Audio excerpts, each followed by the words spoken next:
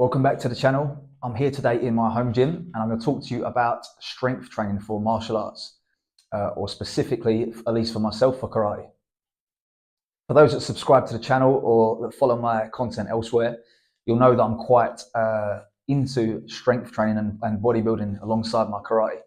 And as a result of that, I get a lot of people asking me how they can structure their training, how they can put their training together, and how they can balance the two things at the same time.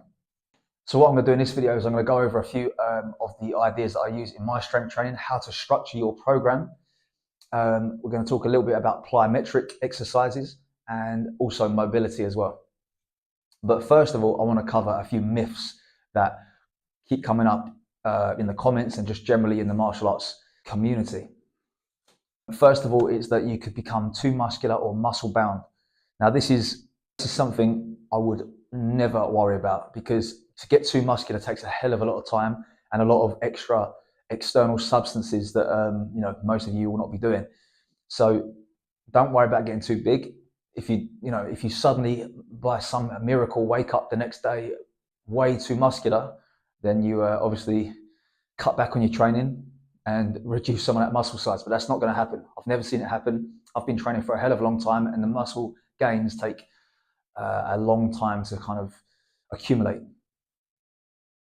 Now, another one of the myths is that being muscular makes you inflexible. This is also not true, because they're not related.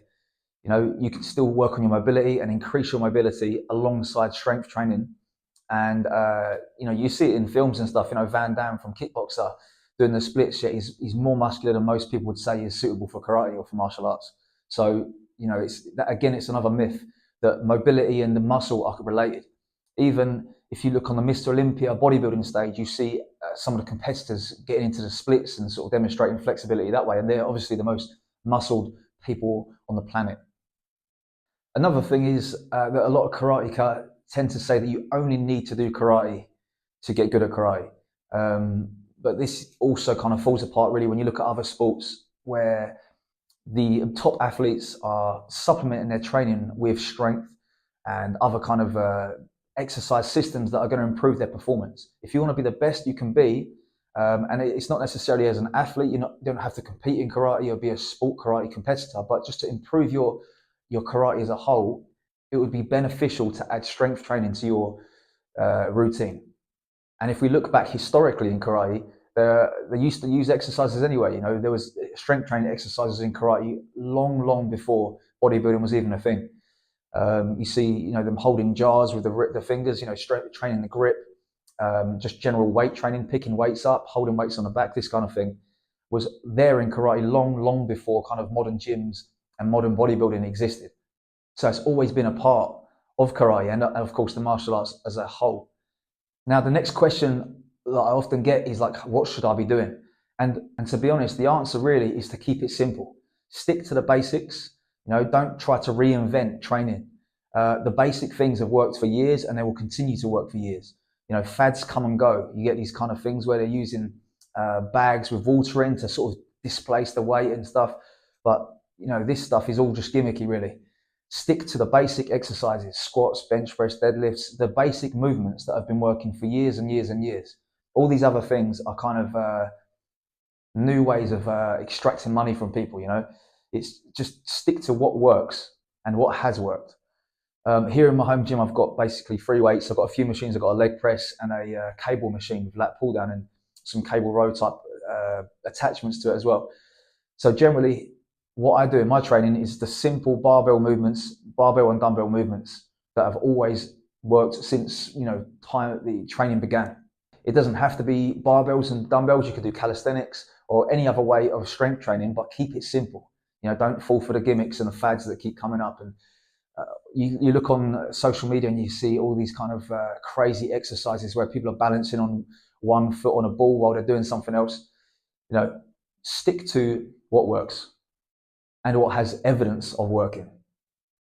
So on that note then, how do I structure my training and how would I advise you structure yours? I would basically, for at least for a beginner, maybe I'd stick to a full body workout, maybe 3 times a week if you can fit that in. Again, it's always based on what you can fit in. If you can do once a week, then once a week is better than nothing. If you can do 6 times a week, then of course that's that's going to be good as well.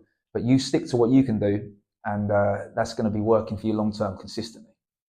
My current program is basically a push-pull legs done twice a week.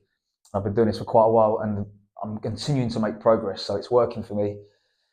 And why change what's working, right?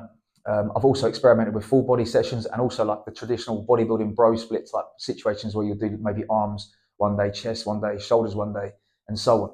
But find the program that works for you, and stick with it over time, and results will come. That is the most important thing. There's a lot of videos out on YouTube talking about various different things. If you do this, you're going to get 9% more gains than if you do this. You're going to get 100% more gains if you stick to the workout you originally started. If you never stick to anything and you keep stopping, you're going to get none of the gains. So make sure you're consistent, keep it simple, keep it basic, and progressively overload over time. So in terms of improving performance, what I like to do is stick my compound exercises, the exercises that involve many joints, multiple joints, so squats, bench presses, deadlifts, rows, these kind of things. I'll stick them at the start, and I'll usually stick to a lower rep range. So I'm going heavy with these, 1 to 2 working sets of 6 reps. I'll then follow this up with more bodybuilding volume type stuff afterwards to kind of fill in the gaps elsewhere. So for example, a typical leg day could be squat, where I'm ramping up to a heavy working set of maybe 6 reps. Then I could do maybe a back off set to just add some volume to that squat. I'll then go on to leg press, where I'm doing high rep sets, like 10, 12 reps. Leg extensions, leg curls, Bulgarian split squats, this kind of stuff, where I'm then packing in the volume around that heavy squat. The exercises don't matter too much really, as long as you're covering the basic exercise patterns. And I've listed these in a previous video, but I'll go over them again in this one. We basically need to have a squat action, a hip hinge action, which would be like a deadlift, remaining deadlift, stiff leg deadlift, this kind of thing. A overhead press or a vertical press, a horizontal press, a horizontal row, and a vertical row or pull. This will cover most areas. We could then add some kind of anti-rotation and rotation work to that to kind of cover the core or the midsection as well. If you've got those covered, then you're going to be making progress, and you're not going to be missing out on any areas as such. You're going to be fairly balanced through the whole body. Now, if you want to check out that previous video when I went a bit more into detail about how to actually structure sessions, then you can check that out. I'll put a link in the description of this video. The next thing I wanted to talk about is plyometric exercises. Now, I prefer that you have a strong base first that's built up from the gym, from basic exercises, and then you add the plyometrics on after, because you're building from that base of strength, more explosive strength. So in my experience, I like to add kind of raw basic strength, absolute strength it's called, before adding power exercises later. So you could have a block of strength training for say 2-3 months, and then tag on to the end of that a plyometric kind of focused month or 2. So you're then kind of almost converting that absolute strength into explosive strength. Now, after all this, of course, we need to take care of our mobility. This is the one that's going to kind of counter those people that are talking about being too muscular or losing the mobility. If you're working through good ranges of motion in all your exercises, you're actually going to be improving your mobility rather than reducing it. So the act of strength training through full ranges of motion is mobility work in itself. In addition to this, though, we can also stretch with our static stretching afterwards and the mobility drills that I've shown on this channel previously. As long as you're taking care of mobility, you're going to see no negative effects on your ability to perform your techniques. The final point really is recovery. So in order to sort of put these two together, we're trying to train martial arts and we're trying to get stronger. You need to recover or manage your recovery. In order to manage your recovery, we need to think about where we are placing the sessions throughout the week. Are you going to be training 2 sessions in a day, or are you going to be spreading them out? This, of course, depends on your lifestyle. If you have a lot of free time, you can obviously do those 2-a-day sessions. In which case, if you did, I would probably try to put them as far away in the day from each other as possible. So you would maybe have a morning session in the gym followed by a martial arts session in the evening, with plenty of calories in between and rest to ensure that you're performing at top level in both of those sessions. Otherwise, if you're more limited for time, you could split the sessions and days up. So you could do, for example, a Monday strength session, a Tuesday karate martial arts session, Wednesday strength session, Thursday karate session. And this way, you should hopefully be recovering well. If you're not recovering well, either increase your calories, improve your sleep, or reduce your overall volume in the gym. And finally, of course, we must have rest days in order to completely recover from everything. And that means not doing strength training, not doing any martial arts training. So you could have one day a week where you're doing nothing.